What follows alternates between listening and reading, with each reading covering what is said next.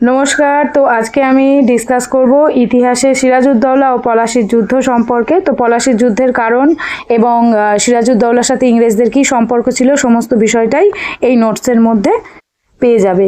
তো শুরু করা যাক। সিরাজউদ্দৌলা ও পলাশীর যুদ্ধ হচ্ছে সমৃদ্ধশালী ও সম্পদশালী বাংলাদেশ ইংরেজ ইস্ট ইন্ডিয়া কোম্পানির বাণিজ্যিক স্বার্থ জড়িত ছিল। 1717 খ্রিস্টাব্দ থেকে তৎকালীন মোগল সম্রাট ফারুক শিয়রের ফরমানের সুবাদে ইংরেজ কোম্পানি কতগুলি বাণিজ্যিক সুযোগ সুবিধা উপভোগ করত। এই ফরমান অনুযায়ী ইংরেজ কোম্পানি আমদানিকৃত ও রপ্তানিকৃত পণ্যের উপর কোনো রকম শুল্ক দিত না। এই পণ্য পরিবহনের জন্য কোম্পানি দস্তক প্রকাশ করার অধিকার লাভ করেছিল, কিন্তু কোম্পানির কর্মচারীদের ব্যক্তিগত বেসরকারি বাণিজ্যিক ক্ষেত্রে কোনো সুযোগ সুবিধা এই ফরমানে দেয়নি। ফলে কোম্পানির কর্মচারীরা তাদের ব্যক্তিগত বাণিজ্যিক পণ্য সামগ্রী পরিবহনের সময় প্রায়ই দস্তকের অপব্যবহার করত। আচ্ছা, ইংরেজ কোম্পানির কর্মচারীদের সঙ্গে তাই বাংলাদেশের নবাবদের তিক্ত সম্পর্কের সৃষ্টি হয়েছিল।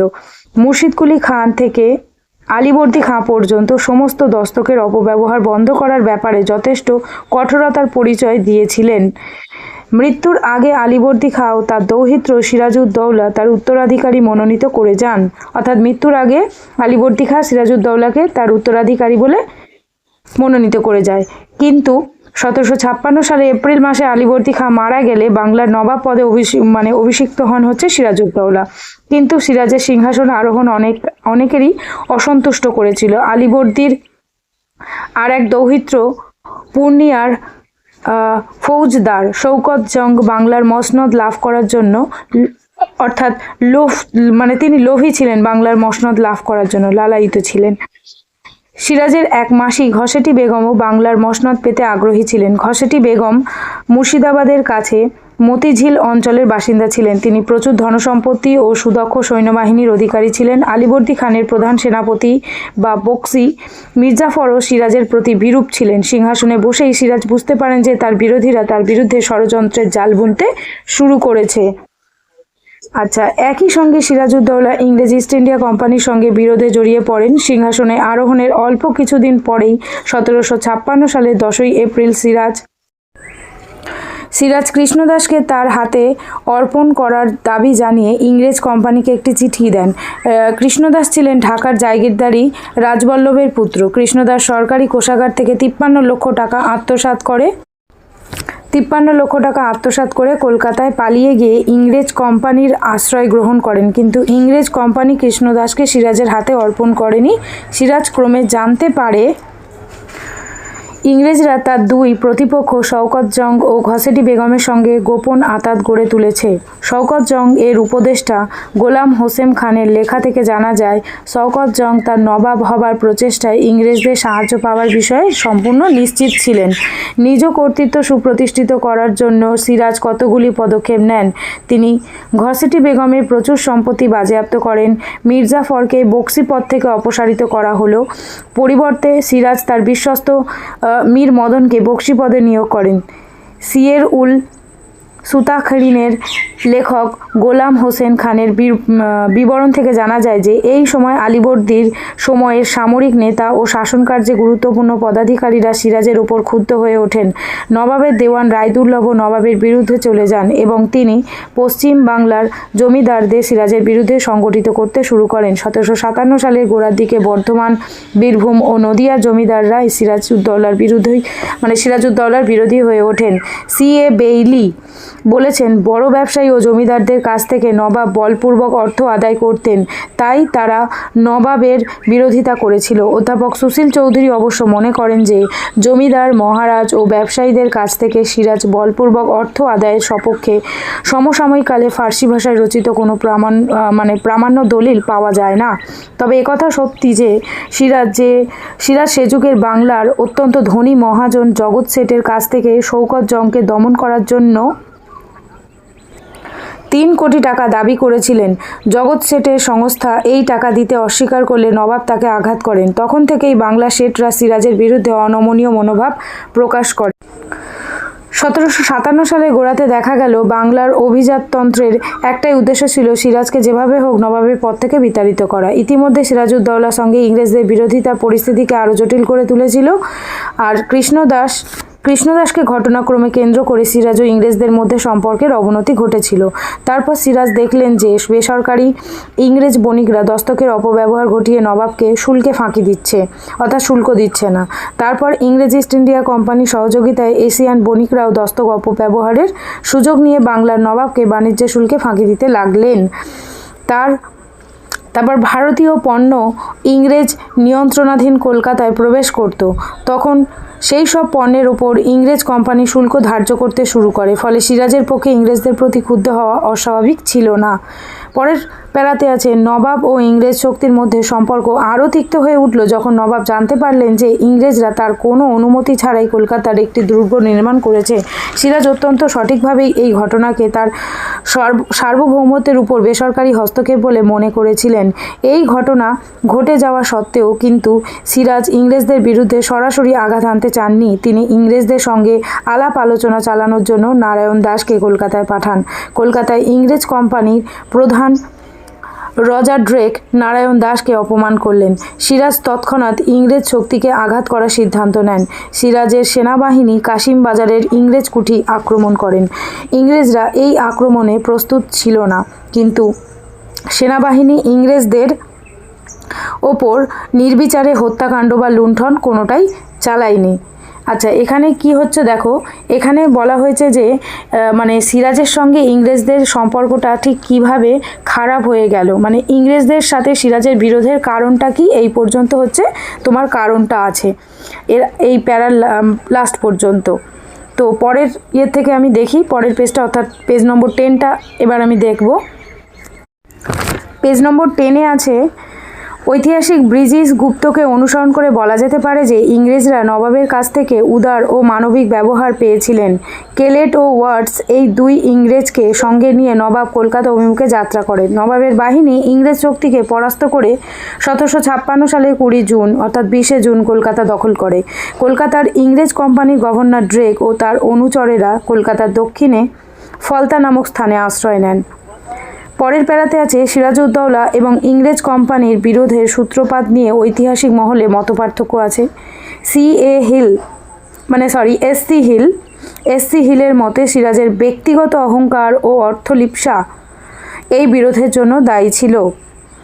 কেমব্রিজ ঐতিহাসিক পিটার মার্শাল তার বেঙ্গল দ্য ব্রিটিশ ব্রিজহেড প্রায় একই ধারণার বশবর্তী হয়ে বলেছেন যে ব্যক্তিগত উচ্চাকাঙ্ক্ষা চরিতার্থ করার জন্যই সিরাজ কলকাতা আক্রমণ করেছিলেন। কিন্তু সম্পূর্ণ ভিন্ন মত পোষণ করে ব্রিজেন গুপ্ত বলেছেন যে ইংরেজ ইস্ট ইন্ডিয়া কোম্পানির ধৃষ্টতা সিরাজের অস্তিত্বকে বিপন্ন করে তুলেছিল। নিজ সার্বভৌমত্ব রক্ষার উদ্দেশ্যেই নবাব ইংরেজদের কার্যকলাপে বাধা দিয়েছিলেন। ব্রিজেন গুপ্তের ভাষায় 100 বছরের সম্পদশালী বাণিজ্য কতগুলি ছোট ইংরেজ বণিকদের সাম্রাজ্যবাদী দস্যুতে পরিণত করেছিল। আচ্ছা, পরের প্যারা হচ্ছে, ইংরেজদের বিরুদ্ধে সিরাজের জয় কিন্তু দীর্ঘস্থায়ী হয়নি। পরাজিত ইংরেজরা ফলতায় পালিয়ে গিয়ে মাদ্রাজ থেকে সাহায্য আসার অপেক্ষায় করছিলেন। কিছুদিনের মধ্যেই রবার্ট ক্লাইভের নেতৃত্বে একটি অত্যন্ত সুদক্ষ ও পেশাদার ইংরেজ বাহিনী কলকাতায় এসে উপস্থিত হয়। 1757 খ্রিস্টাব্দে ফেব্রুয়ারি মাসের গোড়ায় ইংরেজরা কলকাতা পুনর্দখল করে। 1757 খ্রিস্টাব্দে 9 ফেব্রুয়ারি নবাব সিরাজ উদ্দৌলা ইংরেজদের সঙ্গে আলীনগরের সন্ধি চুক্তি স্বাক্ষর করতে বাধ্য হন। এই চুক্তির শর্ত অনুযায়ী ইংরেজ ফ্যাক্টরি এবং বাণিজ্যিক অধিকারগুলি ফিরিয়ে দেওয়া হয়। ইংরেজ কোম্পানি কলকাতায় দুর্গ নির্মাণের এবং সিক্কা টাকা তৈরির অনুমতি লাভ করে। নবাব কলকাতার আক্রমণের জন্য ইংরেজ কোম্পানিকে ক্ষতিপূরণ দিতে অস্বীকৃত হন। পরের পালা, সিরাজকে ক্ষমতাচ্যুত করার জন্য জগৎ শেঠ, মানিকচাঁদ, উমিচাঁদ, রায়দুল্লাহ প্রভৃতিরা যে সিরাজের বিরোধী ষড়যন্ত্রের জাল বুনেছিল তা নিয়ে ঐতিহাসিকদের মধ্যে নানা ধরনের বিতর্ক আছে। এসসি হিল বলেছেন, জগৎ শেঠ সংস্থা ও তার অনুগামীদের সিরাজের বিরুদ্ধে ষড়যন্ত্র ছিল তৎকালীন হিন্দু সমাজের স্বৈরতান্ত্রিক মুসলমান শাসনের বিরুদ্ধে প্রতিক্রিয়ার ফলশ্রুতি। সিএ বেইলি বক্তব্য মোটামুটি একই রকম। তার মতে ইংরেজ শক্তি যে বিপ্লবের মধ্যে দিয়ে 1757 সালে বাংলা দখল করেছিল তা ছিল হিন্দু বাণিজ্যিক শ্রেণী কর্তৃক পরিচালিত বিপ্লবের ফল। নবাব বাংলা থেকে ইংরেজদের বিতাড়িত করুক এটা তারা চাননি। বেইলি আরও বলেছেন, অষ্টাদশ শতকের মাঝামাঝি সময় ইংরেজ কোম্পানির সাথে বাংলার হিন্দু ও জৈন বণিকদের বাণিজ্যিক সম্পর্ক দৃঢ়ভাবে জড়িত ছিল। কে.এন. চৌধুরী ও ওম প্রকাশ অষ্টাদশ শতকীয় ভারতের বাণিজ্যিক ইতিহাস আলোচনা প্রসঙ্গে বলেছেন, 1740 খ্রিস্টাব্দ থেকে জগৎ শেঠ সহ অন্যান্য ভারতীয় বণিকদের ইউরোপীয় বণিকদের সঙ্গে বাণিজ্যিক অত্যন্ত লাভজনক হয়ে উঠেছিল।